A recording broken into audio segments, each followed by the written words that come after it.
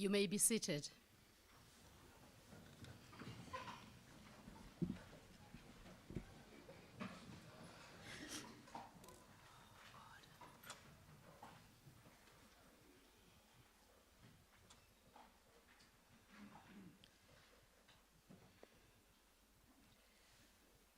Where's Michelle when I need her?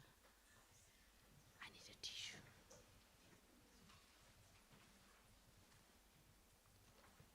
Or, no, I've got it.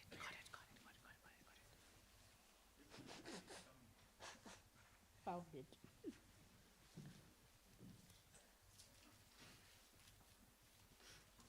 Thank you so much. Now that's a wonderful start. Deputy Vice Chancellors, and in particular my colleague, Professor Azwindini Muronga, our Deputy Vice Chancellor for Research, Innovation and Internationalization, who is sharing in the program with us this evening. Executive Dean of the Faculty of Business and Economic Sciences, Professor Hendrik Lloyd, Executive Deans of Faculty and their representatives, colleagues in the Faculty of Business and Economic Sciences, professors and all members of the Academy, members of senior management, students, honored guests, family members, friends and colleagues who are sharing in this celebration online. I am pleased to welcome you all to Professor Syden Mishi's inaugural lecture this evening.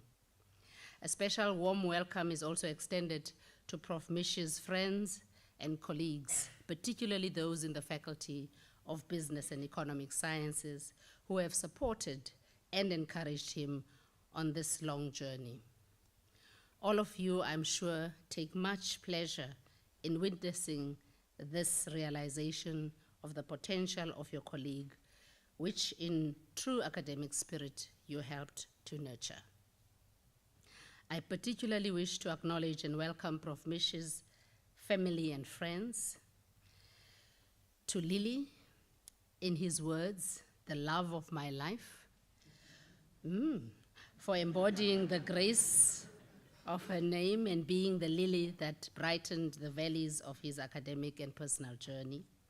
His dear children, Anopaishe and Metapaishe, whose end of the day embraces and conversations restore his joy and keep him grounded in what truly matters. His mother, Teresa Mishi, for being the steady hand that planted in him the values of faith, resilience, and learning, even when resources were scarce. His siblings, Godwin, Stanford, Synodia, Thompson, and Clive, whose resourcefulness, both tangible and intangible, has been a constant support on his journey. His promoter, Prof. Astrat Zachai, for tolerance of inexperience in academia, patiently guiding him into the world of research through his supervision at all levels, honors to doctorate, cheering him on to his first publication, and his collaborators for forbearance and allowing him to draw from their fountain of expertise. The support of family, friends, and colleagues resides at the center of our success as individuals and professionals. They keep us grounded. They are our safe harbors, our shepherds, our mentors, and at times, our disciplinarians. This afternoon, we also acknowledge and salute all of you, various contributors. On behalf of Nelson Mandela University, thank you for supporting and encouraging Prof. Mishi. We share in your joy and pride at this ultimate academic and professional honor we are witnessing here this evening. Mandela University aims for a values-driven and transformative institutional culture and takes genuine pride in its engaged scholarship, which seeks to co-create groundbreaking African purpose solutions to complex global societal challenges. In these days of tariffs, an unpredictable geopolitical situation, and the unpending of established norms of trade and economics, Prof. Mishi's research and the topic of his lecture this afternoon, Homo Economicus, Homo Sapiens, reclaiming economics problem-solving ability, could not be more important. His work is scaffolded by formidable academic accomplishments, an exemplary teaching, professional and publication record, as well as various forms of engaged scholarship and collaborations. Prof. Mishi, we are honored that at this point in your career, you are part of Nelson Mandela University family. We are proud of your accomplishments and grateful for the academic leadership role you are playing in the faculty. We congratulate you, Prof. Mishi, on this outstanding achievement. Being promoted to the level of a full professor is the definitive affirmation of scholarship and the recognition of sustained excellence in teaching, research, and engagement. Furthermore, as it will be evident in your lecture this evening, you are also recognized for your role in shaping, directing, and influencing your field. We eagerly look forward to listening to your lecture tonight. I now request the Executive Dean, Professor Hendrik Lloyd, to introduce Prof. Syden Mishi. Thank you.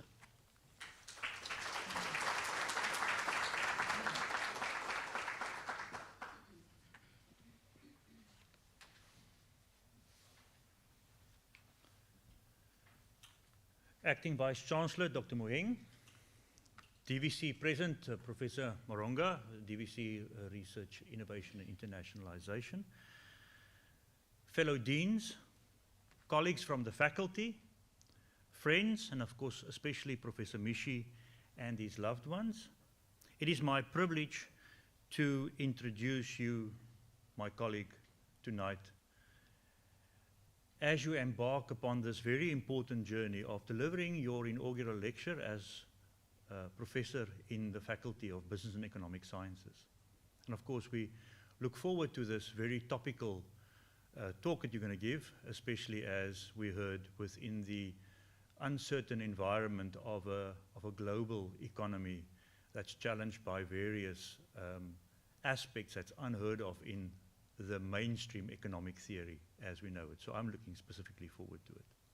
So to introduce Professor Mishi to the audience, Syden Mishi was born in Makondu, Zimbabwe, and spent much of his early life in a small-scale farming community called Zowa. He completed his primary education at the Baramashimbe Primary School in Zowa, of course finishing top of his class. We can't expect anything less. He then attended St. Francis Roma High School in Chingutu town, where he completed his secondary education. After completing his A-level studies, Syden enrolled at Midland State University, but had to drop out due to financial constraints.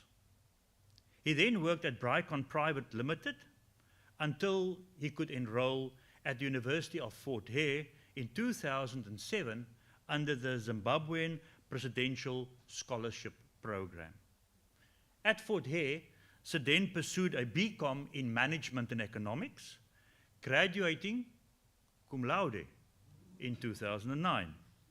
During his studies, he served as a tutor, a SI leader, and of course also president of various student societies, such as Students in Free Enterprise and the New Economic Horizons. In 2010, Syden completed his BCom honors in Financial Markets in Economics under the Mandela Rhodes Scholarship Program, again graduating cum laude. He began his MCom studies in economics in 2011, completing it in 2012 while lecturing part-time at the University of Fort Hare. The same year, he attended a workshop on behavioral and experimental economics presented by Professors Glenn Harrison and Elizabeth Rudstrom. This sparked his research interest in the field that we will all hear about tonight, and also allowed him to create lifelong networking contacts in his academic life. In 2013, he began his doctoral studies, completing his PhD at the end of 2015, focusing on banks and stakeholder behaviors. Syden was appointed a full-time lecturer in September 2014, and he moved thereafter to the university's Research and Development Center as a senior researcher in January of 2015. He was promoted to the associate professor level in January of 2019, and of course, shortly thereafter, he joined Mandela University in March of 2019, also in the capacity of associate professor. After that, of course, he achieved his full professorship in January 2024. Between January 2020 and December 2024, Syden served as head of department of the Department of Economics, and of course, he is currently the director of the School for Economics, Development and Tourism. During his time as an academic, he published over 65 journal articles, 8 book chapters, 1 textbook, numerous conference papers, and also 30 policy reports. He supervised 40 masters and 10 PhD students to completion, and hosted 4 postdoctoral fellows and mentored 10 research interns in the process. Since completing his PhD, he has also been the principal investigator on numerous projects, and he's contributed at national, provincial, and higher educational level in various functions and forms. To mention but a few, the domestication of the SDGs workshop with Statistics South Africa, BRICS Labour and Employment Ministerial Meetings Expert Forums, the Eastern Cape Provincial COVID-19 Economic Commission and Technical Response Team. He's also currently the Faculty of Business and Economic Sciences Chair for the Postgraduate Studies Committee, and of course he serves on various advisory boards within and outside of the university. Of course, adding to his accolades as a researcher and an academic, he received the National Research Foundation Excellence Award for Emerging Researchers. He's currently an NRFC-rated researcher since 2023. He was also the Faculty Researcher of the Year in 2022 and 2023, and he was the Institutional Researcher of the Year 2022.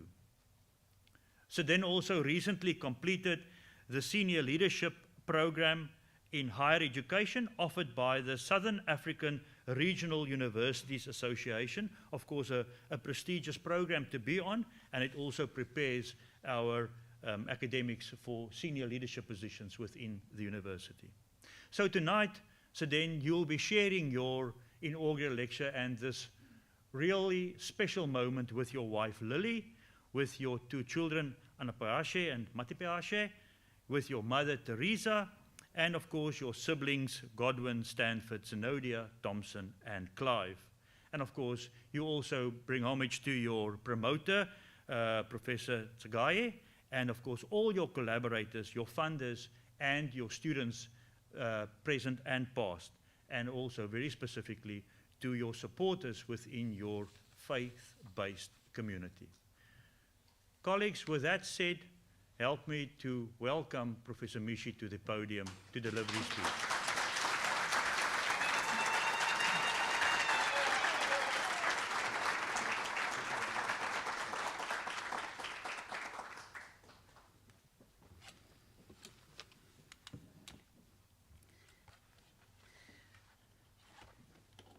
Thank you.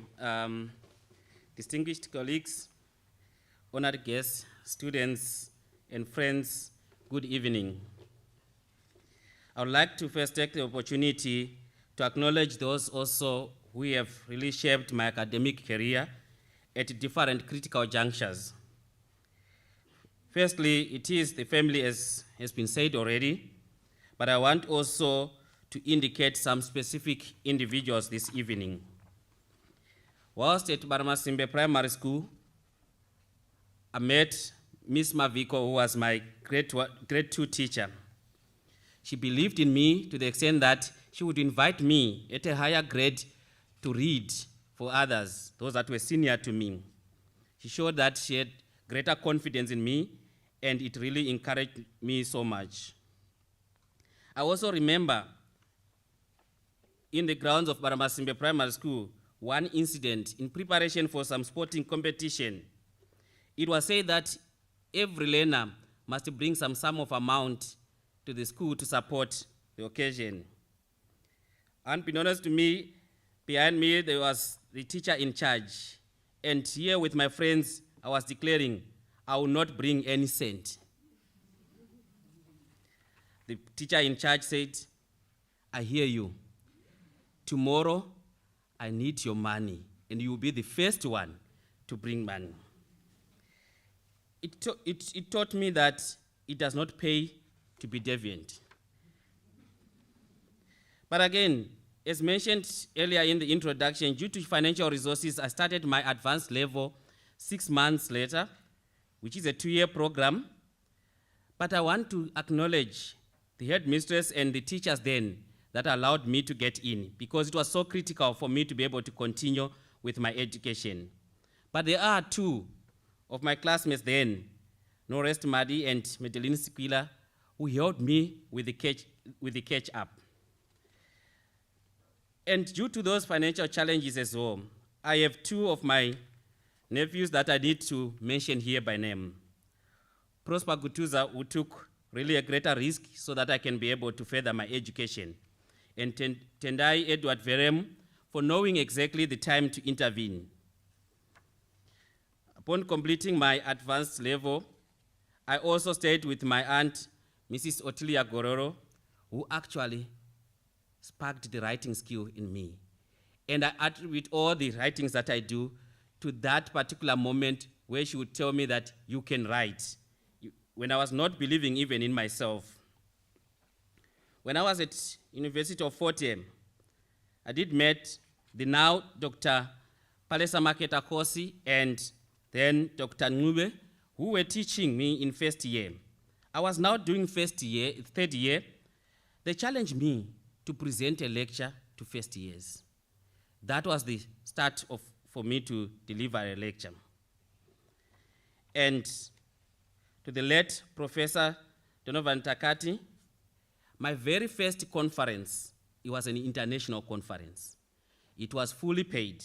I remember being a student going to the dean's office and saying, I need some money, and we were hoping to just get some bus fare. But he said, no, flight tickets, accommodation, S&T. I wasn't knowing what was S&T then. All costs were paid. And that really encouraged me that there is hope in academia. And I never looked back since then. May his soul rest in peace. When I was doing my first year, I noted that it is quite important that we have universities in our society. But if we have so many problems around us, then what is the purpose of a university? Through that, I went through different student societies, and I want to mention one in particular, Student in Economic Horizons. What we did then, as I was the president then, we contacted an organization called Cat River Citrus. And we said we would want to train your shop floor workers, but you give us some money. And we were supported by academics that we have appointed, as students we appointed academics, as board of intellectual sponsors. So they guided us. We got money, we did the work, and the resources, we used it for a competition for undergraduate students so that we can promote the study of economics. And we had many resources also for any other engagement. So I want to acknowledge also Mr. Ben Yodan, who was really the first member of the board of intellectual sponsors for the pivotal role that he played then. I acknowledge the lighthouses in my journey, and they mark really very much the dangerous coastlines. There are many of my colleagues and friends that have really taught me this is not the right thing to do. They've also told me this is the way to go, and I really want to acknowledge them. I cannot get through each and every one this particular evening. Ladies and gentlemen, it is both a privilege and humbling responsibility to stand before you today to deliver this inaugural lecture. The title for my address, Homo Economicus, Homo Sapiens, Reclaiming Economic Problem-Solving Ability, reflects a journey of questioning, of re-examining, and of regrounding our discipline in the realities of human condition. A human is versatile. A human is not really just a single kind of entity. Economics at its core is the study of the production, distribution, and consumption of goods and services. But humans play a critical role as agents that allocate the scarce resources. And I'm not going to bore you with many of what economics is all about, but I want to get to the core of what we are here for.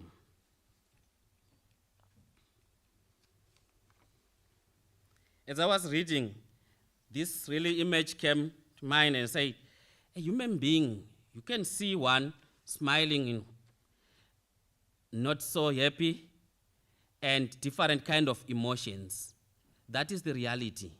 But as you are going to see, I'm going to share with you this evening that we have for long assumed that there is a single representative human being that we can study. And once we have understood that single individual, then we can be able to generalize to many others. But that is what we're going to look at tonight. I'm going to go through the limitations of traditional assumptions and how to overcome the limitations. Examples from my past and present works, then the future of my work. Colleagues, there have been growing skepticism around the role of economics in solving problems. Ingrid Rima 2009 indicated that the discipline was once regarded really as a science of rigor. But because of more societal problems that were emerging, the models were not accommodating the diversity of men and started to fail. We have just heard about many problems that are around the globe. Those tell us that a human being is so different from the past. The economic crisis that could not be predicted. And as a discipline, somehow, we tended to abandon the architect's mindset in favor of the auditors. No pun intended to the auditors, Professor Tresebeck. So the skepticism continued to grow, and I want to say, where did we got it wrong? The choices that are difficult to explain by standard theory became very much common.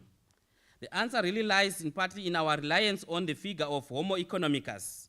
Some are wondering, who is Homo Economicus? What is Homo Economicus? But allow me a moment, I'll get to that. This is an individual that is rational, consistent, utility maximizing, and selfish. You can start to ask ourselves, are we selfish?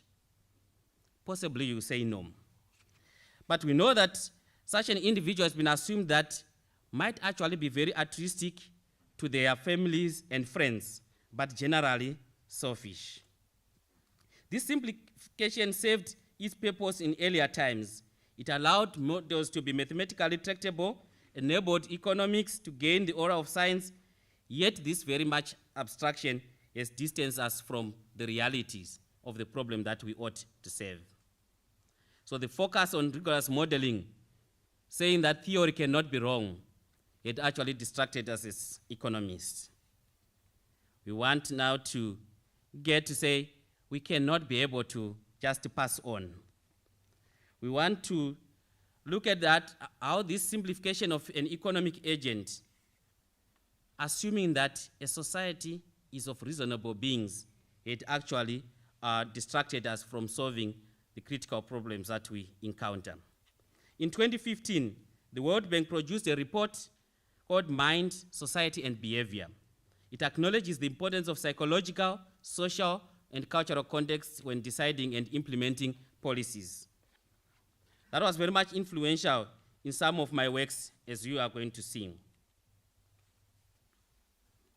What is the kind of human that we have in mind? There's a general assumption that we have a human who actually behaves in a very predictable way, or ones in which their deviations actually are very much random.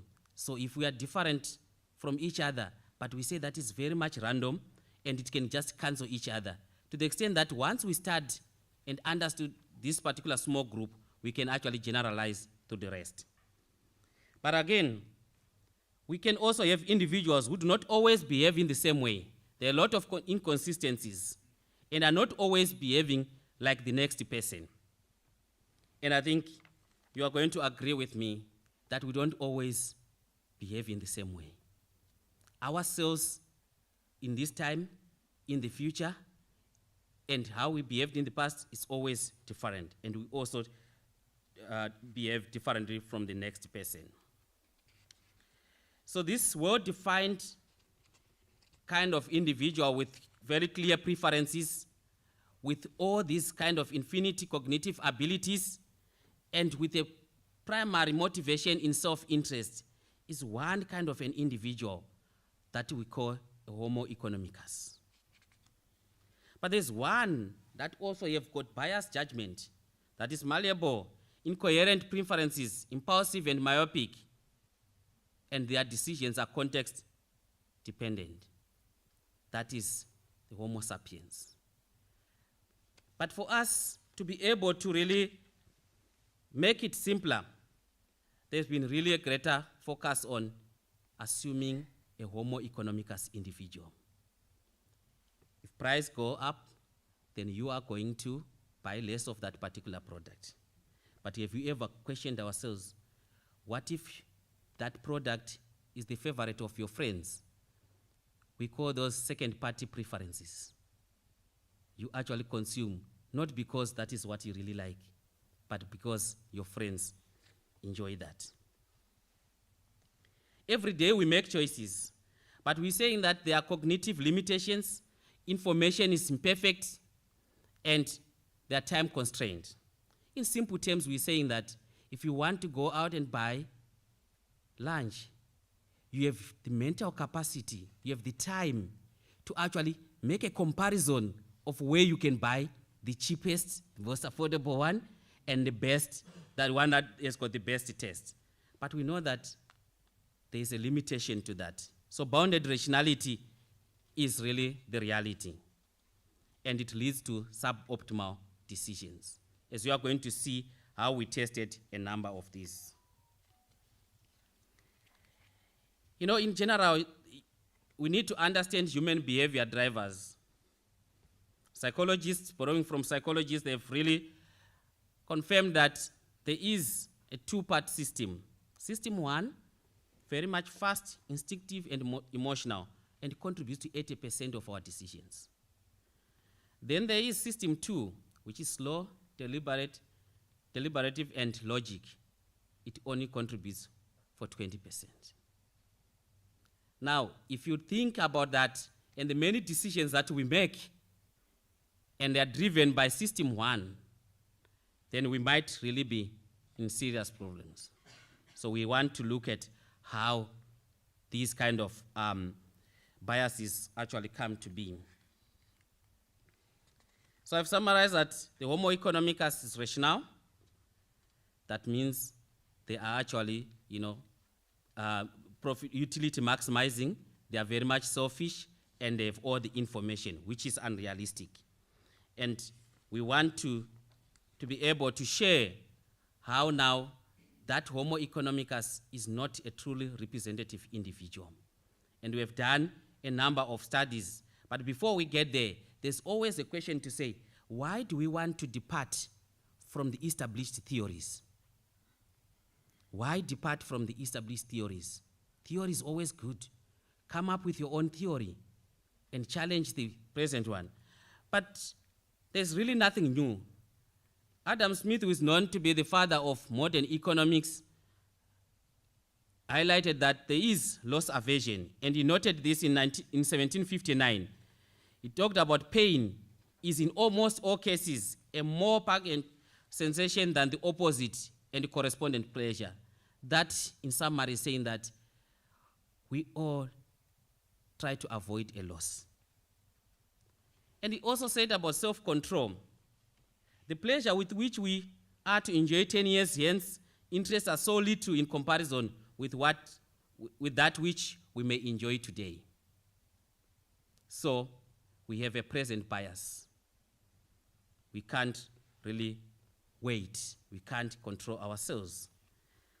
On overconfidence, he said, the overweening conceit with the greater part of men of their own abilities that leads them to overestimate their chances of success. We often overconfident. We estimate that we are better than the next person. We are overachievers. There's been greater resistance to modeling the dynamics of human behavior.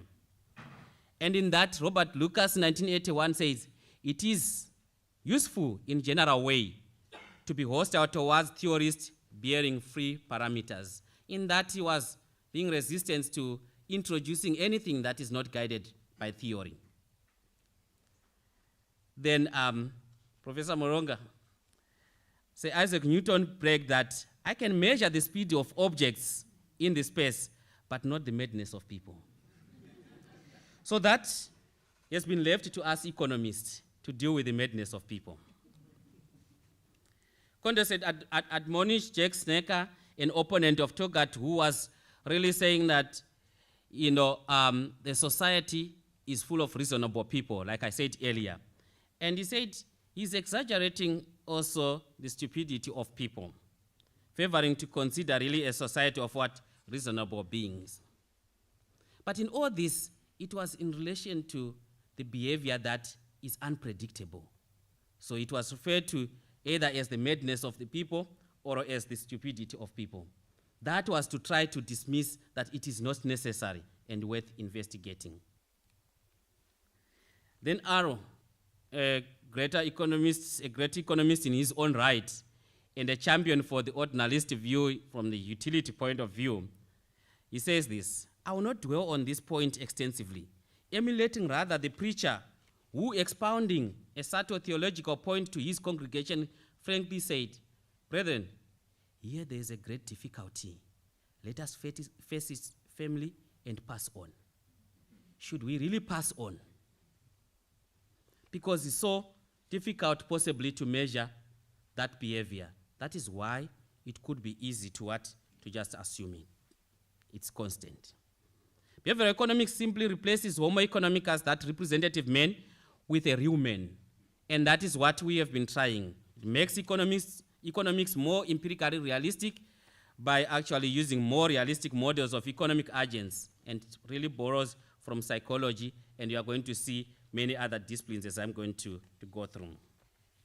I don't want to bore you with literature and with the theories, but I want to come to a point where we can discuss, I can show you what we have been doing and what is it that was coming out in our attempt to measure the madness of people.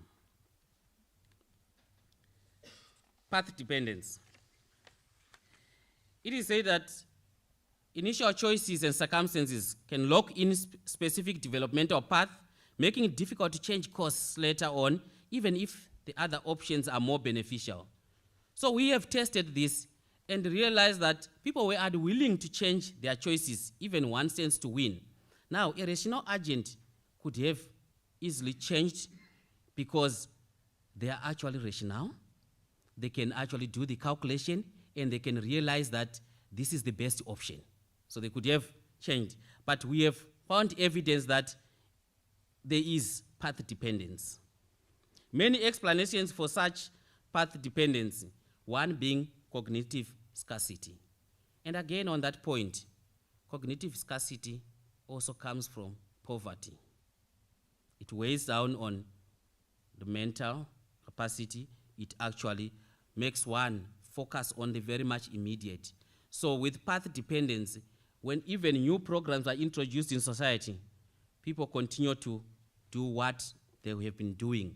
They are not willing to change course, which then makes any developmental intervention really redundant. In prudence, we say that humans think critically about the future if we look at it from a rationality point of view and take into account uncertainties and risk and prepare accordingly. For example, do some savings. But why is it that we have low savings? Why is it that we don't save? Why is it that we know that it is right not to waste water, but we continue to waste water? So we looked at prudence, and really the reality is that there was lack of prudence and over-reliance on system one thinking, very much impulsive. Both survey and experiment confirmed imprudent behavior. Even in the face of greater uncertainty, individuals could not save. They lacked self-control, then the scarcity and forgetfulness were the critical factors. So even if we know what is right, we end up not doing what we know is right. But that what we don't want to do is what we end up really doing. Now, how can we help individuals from themselves? Another example, in food choice, the assumption is that an individual will choose the food combinations that will give the best outcome, most nutrients, lowest possible costs, but we saw overweighting of healthiness despite price sensitivity. Even in those communities that have got lower incomes, we see that there was also willingness to pay more. So participants were willing to pay about R6.44 extra for a healthier meal and more also for a better taste, despite them having even low earnings. And preparation time as a convenient shortcut was also very much dominant. Households significantly preferred shorter preparation times, even being willing to pay extra to save few minutes, which indicates time scarcity bias.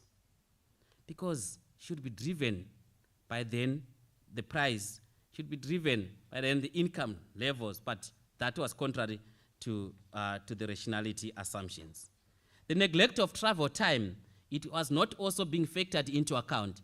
But if one is rational, we say they take into account all the different costs. But that was not the reality. Here I summarize the different attributes that we found. The rational model expectation, price should dominate in low income context. But here we realize that healthiness dominated price, which is really inconsistent with rational theory. Again, preparation time, the test was very much highly valued. So habitual preference and sensory heuristics, the shortcuts, were being the one that was driving the behavior here. And the selective attention and satisfying, that was what was very much dominating. And that is in line with bounded rationality or irrationality. And allow me to just be a little bit technical so that also my colleagues would really understand what we're talking about as well.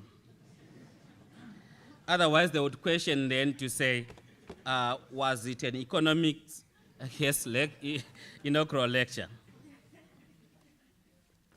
There's a general assumption that firms seek to maximize profits, and consumers, including workers, seek to maximize utility. And what you're seeing here, do not worry about the signage and whatnot. I will actually break it down to you in just a bit. This is a model that is really used in many instances from a rational point of view, from a Homo Economicus point of view, to say that firms care about profits and not about people. They are selfish in that right. And also to say that individuals seek to just maximize utility per any given effort. So we want to look first here. Firms seek to maximize profit. They want you to put more effort that is the E, and they were going to get greater productivity, that is the X. But they want to pay a little wage, that is the W. That is the assumption from rationality. And when you get the individuals, then they want to maximize utility, their U, pay effort that they are going to give, that little E, so individual wants to just do a little bit.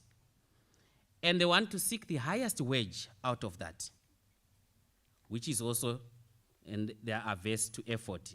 And they have some kind of reservation utility. What did we do?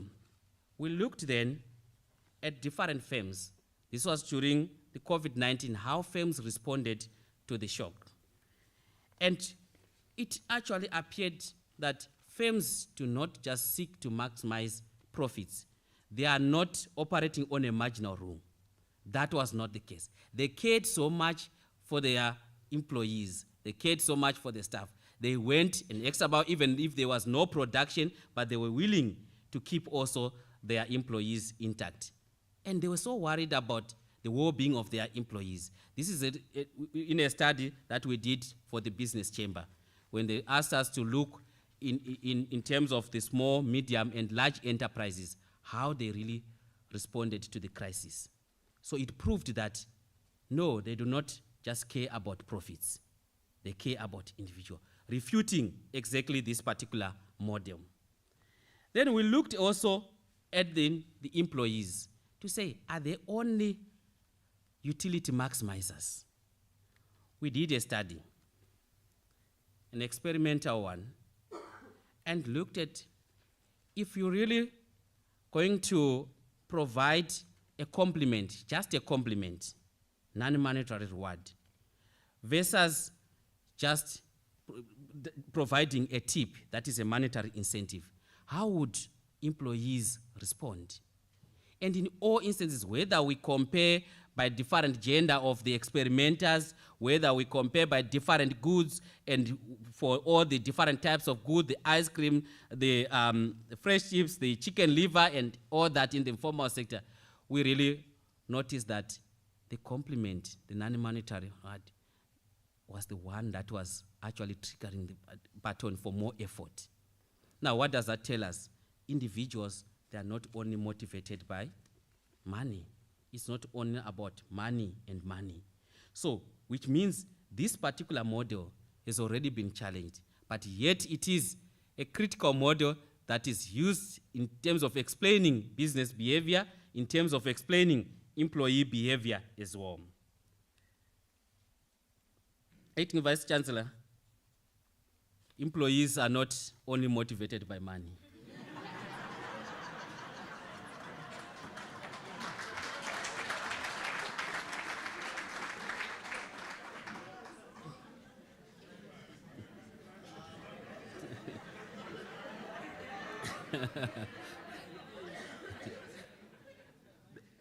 There is more to it.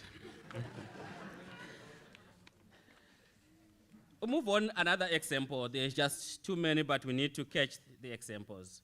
Preferences for higher education in South Africa. Also, the student did the work, and there was a treatment then of telling people about the unemployment rate among youth, among the graduates specifically, and telling them how difficult it is to actually find a job. Then also ask them, teach them in terms of their preference for furthering higher education.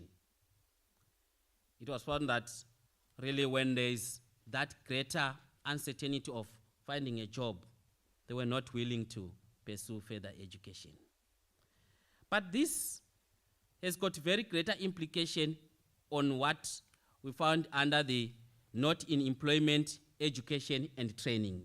Because what happens is that when one thinks that there are no jobs and I'm not going to study further, they are forgetting also, and they're missing the point of a higher probability of getting a job when you are actually educated.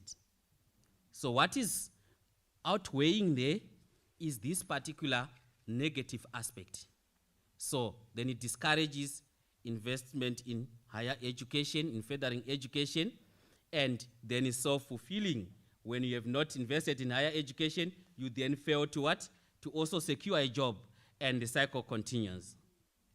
So due to low levels of education, unemployment become more pronounced. Then we have a number of younger people that are not in employment, in education, or in training, because they can't further, they can't also get employment. There might be an explanation there. I do not see Ms. Tendani Ramlongo. She indicated that she'll be here, possibly. I'm just not seeing here from the light in my face here. But they work a lot from Department of Employment and Labor, and we have many different projects as well, trying to explain what is it that drive those that are not in employment, not in education, and in training. So it is important how statistics also get communicated, and Menon and others, they also found that really irrationality is present among young people deciding whether to pursue higher education or not. So the judgment there is very much weak. I'm going to go to some current activities. Water saving. Like I said earlier, when one is not paying water bill directly or in the if the price is too low, it is difficult to actually use price to reduce demand. So you can say that let's save water, but it depends. I can pay for it, so I don't mind. But we are in a water crisis, country. How do we respond to that? Because price is not going to help, because it's not just large enough. What if a person doesn't really realize how much they are paying? So we did a study in a very large complex where tenants do not pay water separately or directly to see what is happening. How did we do that? With nudges. Trying to understand first what exactly is the data telling us in terms of water consumption. Then we refine the process and set targets. Then do our intervention.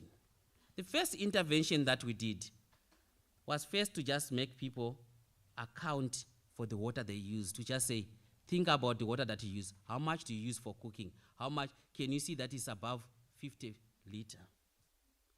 That actually brought significantly the water consumption. And this is the kind of message then that we got from the property owner. Said, not so sure who or is involved with bringing the water reading down, but you and the team are doing a great job. Well done. So that is basically what we're doing, is that trying to understand different behaviors and be able to implement this, monitor, evaluate, and be able to scale up.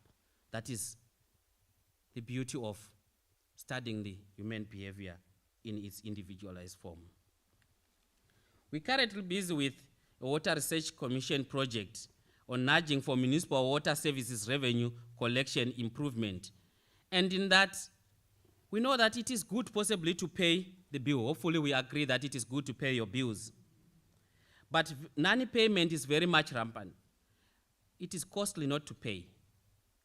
Water can be disconnected, and there is a possibility of a moral cost, that you are not paying, you are not contributing that, then there are challenges within the water supply. A household can either pay or not pay due to different factors.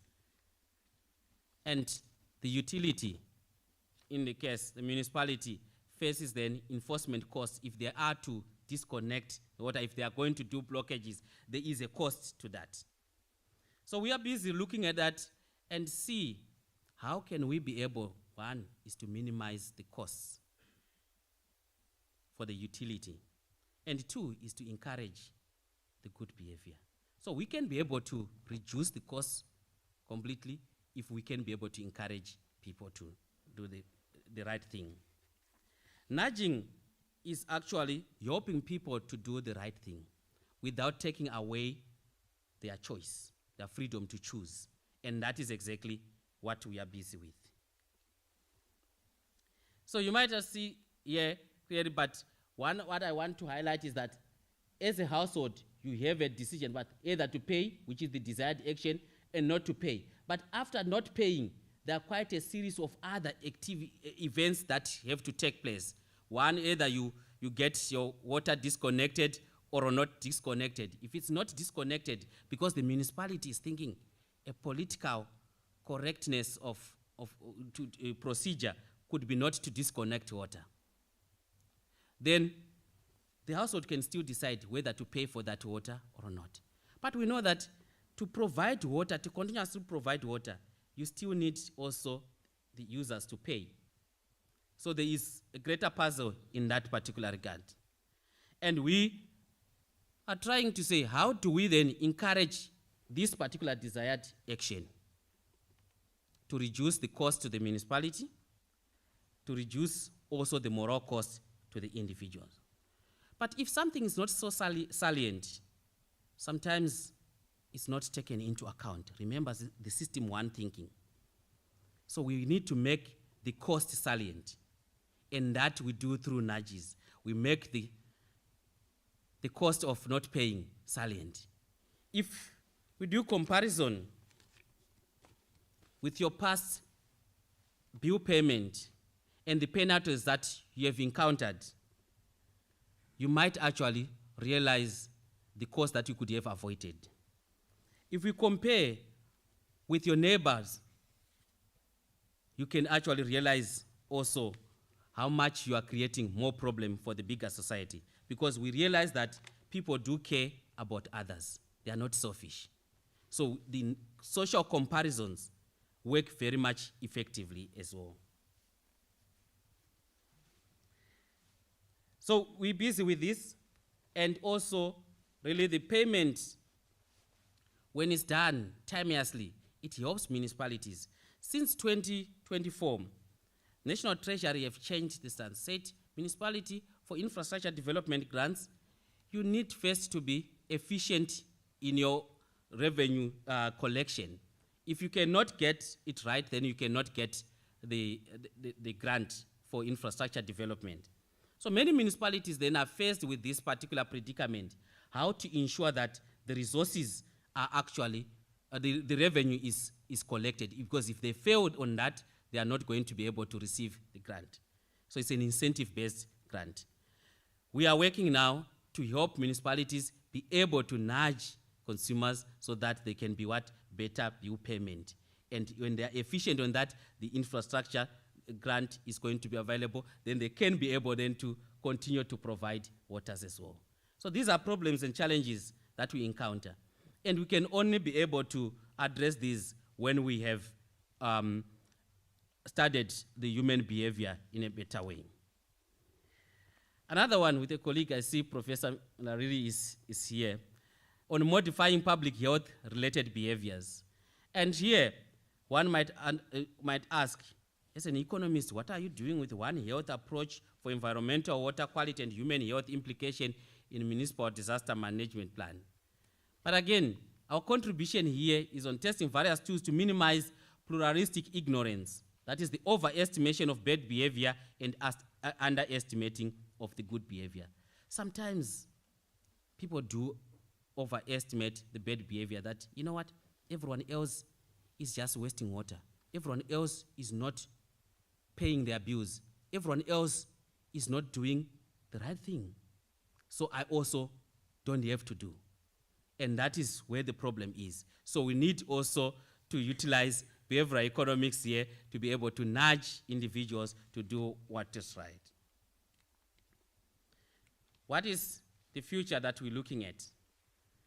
Focus is in the intersection of behavioral economics and sustainability.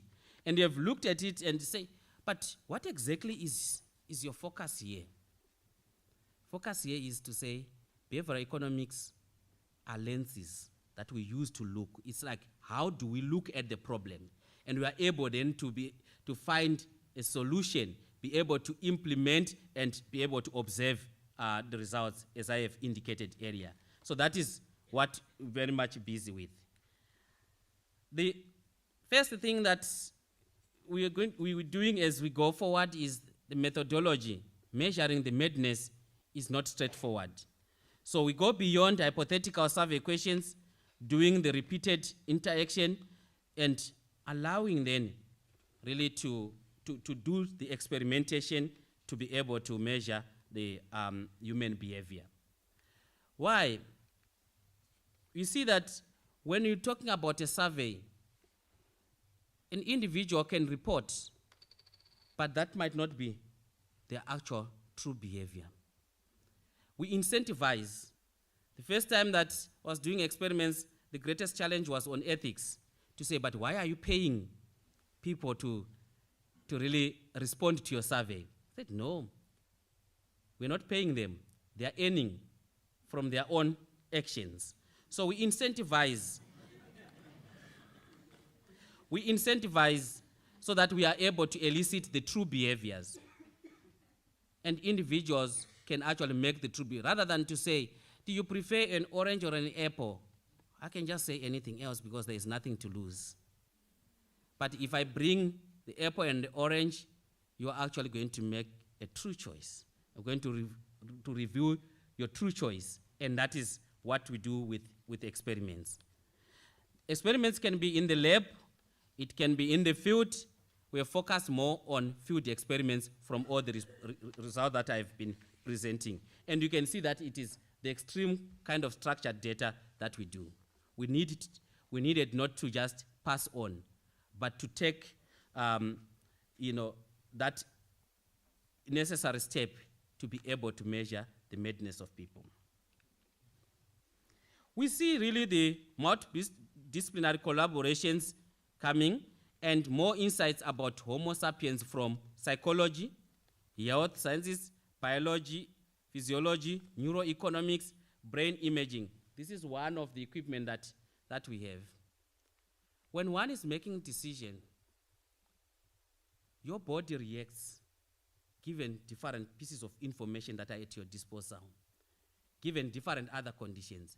Such is also the information that we need to also to bring into the fore so that we can be able to understand a human being in a better way. Physiognomics is actually becoming also the order of the day. Skin conductance measures, heart rate, they also really help us to get more insights. There is need for industry and government collaborations. I've talked about the work that we are doing with municipalities, and I want to say that such projects are taxing and depends on full cooperation of the partnering entities and really the protocol compliance. Conducting experiments, and I quote, in economics is a little like going to a dinner at a cannibal's house. Sometimes you'll be the dinner, sometimes you'll be part of the dinner, and sometimes both. I have picked the success stories of the experiments, but there are some also that really are not that successful because it requires full cooperation. And you'd understand when people say, I would not want to measure the madness of people. Let's just really assume that we have a society of reasonable individuals. It's easier that way. But to solve the problems, we need to go beyond that. We also depend very much on appendix and administrative data. The availability and quality of this really helps us to open up to get to have a better understanding of human behavior. And that is really where we're going to. Ethics requirements is always biggest challenge when experiments. Not to say that it should not be done, but again, we need to be able to brace ourselves and be prepared to actually go through. I really authored a full chapter on research ethics as a way of also teaching fellow researchers that ethics is not an enemy, but we need to look closely in terms of what we want to do. If we want to understand human behavior, let's get to what? To understand it in an ethical way. And that is all what it is. And that is what we're encouraging. Ladies and gentlemen, we see that across the world, there's really just a growing number of behavioral insight units designing the nudges, an example of the ones that we have given here. And these are very much in the public policy space. And in South Africa here, we have one at the moment, but the second one is not yet there. South African Revenue Services have got also now a behavioral insights units, and they've been part really of working on that as well, and the other study on tax compliance that we're doing with South African Revenue Services. And Western Cape government is the one that has got a behavioral insight unit in South Africa. But many you can see across the world. And Acting Vice Chancellor, every organization shall be having a division, a unit of behavioral insights, including academic institutions. Think of it, how many resources are being spent on ensuring that there is adequate student support services, but the uptake of that is very much low. Not because it's not helpful, but they just need to be nudged to be able to utilize the services. The salience is very much critical. The framing of the services is also very much critical. Sometimes wellness services, there is no uptake just because, it's about the framing. So I foresee that really behavioral insight units are going to be part and parcel, just like we have Human Resources Department, Professor Amanda Vena. Just as we have really accounting division, we are going to be having behavioral insights units if we want to be able to understand our stakeholders, if we want to be able to respond fully to our stakeholders, there is going to be behavioral insights units. And we are building capacity in this particular space. I'm contributing to the designing of the nudges, and that is what we need to be able to respond to the challenges that we get in. It is all about the assumptions about the behavioral change, how to reinforce the fundamental motives about a human mind, the decision triggers, and we can be able to design the necessary interventions. Above all, it is about evidence-based economics. That is all what we want to achieve. We operate in what biologist Stuart Kaufman calls rugged fitness landscapes, environments with countless possible configurations where outcomes hinge on the combined influence of many variables. And then really one of the proponents of behavioral economics, Tyler, said that there's nothing unique about incorporating the psychological factors in economic analysis. And that is what we have been attempting, and that is what we'll continue to do to ensure that we have answers in understanding the madness of people. Behavioral economics should be considered simply a return to the kind of open-minded, intuitively motivated discipline that was invented by Adam Smith, as I indicated earlier, and augmented increasingly then by the data sets that we are bringing with experimental economics. Madam Vice Chancellor, from where I stand, I'm very much privileged to be able to observe everyone's face. And I realize that it is that time that I need to be able to sit down. Because I study behavior, so it wouldn't be good to continue.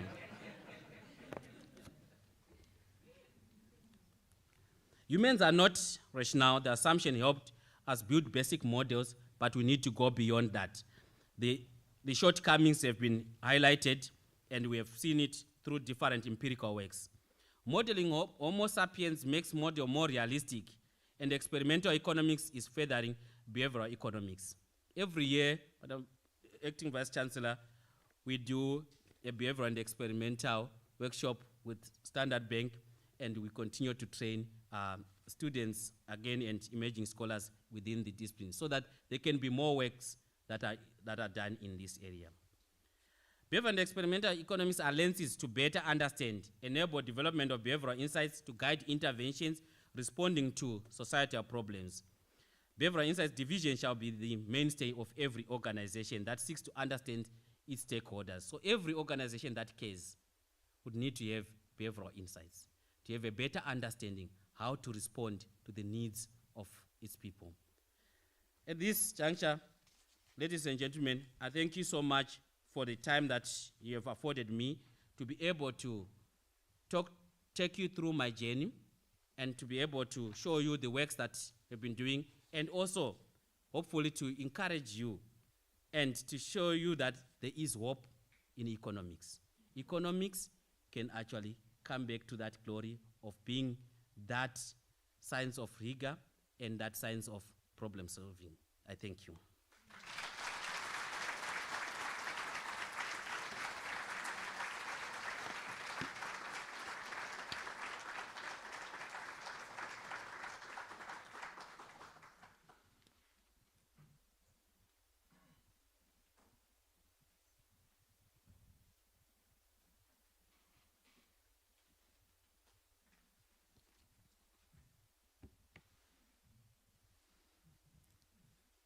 Thank you very much,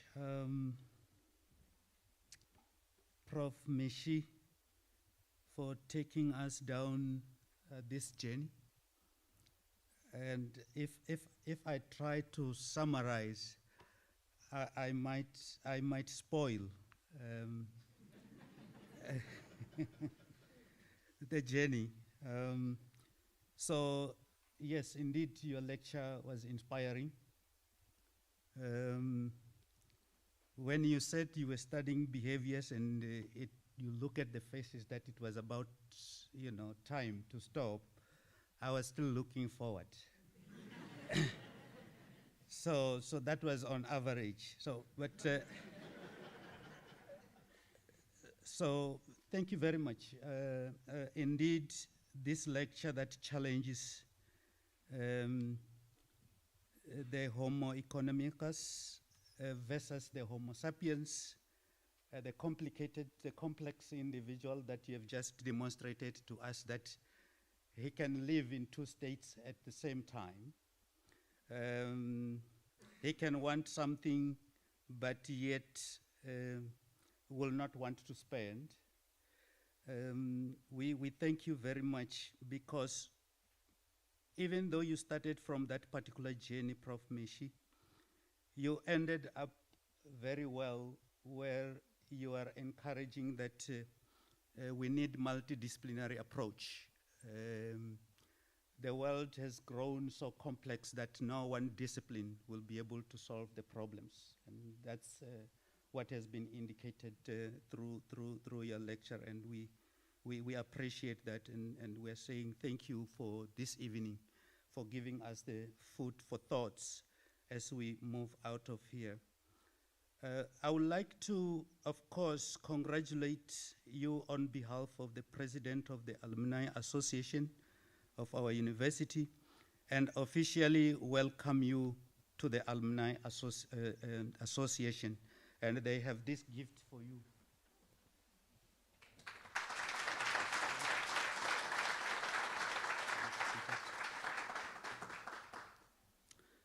I would like to thank all those who attended virtually and those who are attending here in person. Thanks to all the staff members who have been involved in arrangement for today's inaugural lecture. And we want to also thank all the members of the family of Prof. Mishi, those who have supported him along the journey, his wife, Lily, the daughters, Anopaishe and Matipaishe, his mother, Teresa Mishi, the sibling, Godwin, Stanford, Sinoda, Thompson, and Clive, as well as the promoter, Prof. Astrat Tsokhanye. The collaborators of Prof. Mishi are also thanked.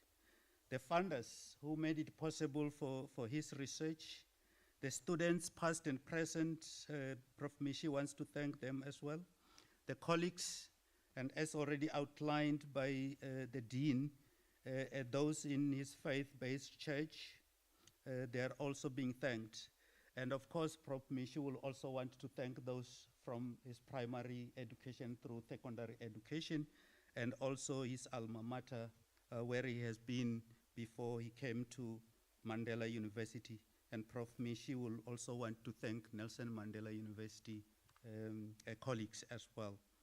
So with that said, I would like to announce that the procession now will step out, where you will be served with a light refreshment. And what is going to happen is I will lead the procession together with Prof. Mishi, who will be standing out there, so that you can come and congratulate him after such a wonderful presentation and being in the house of the professoriate. Well done, and thank you very much, everyone.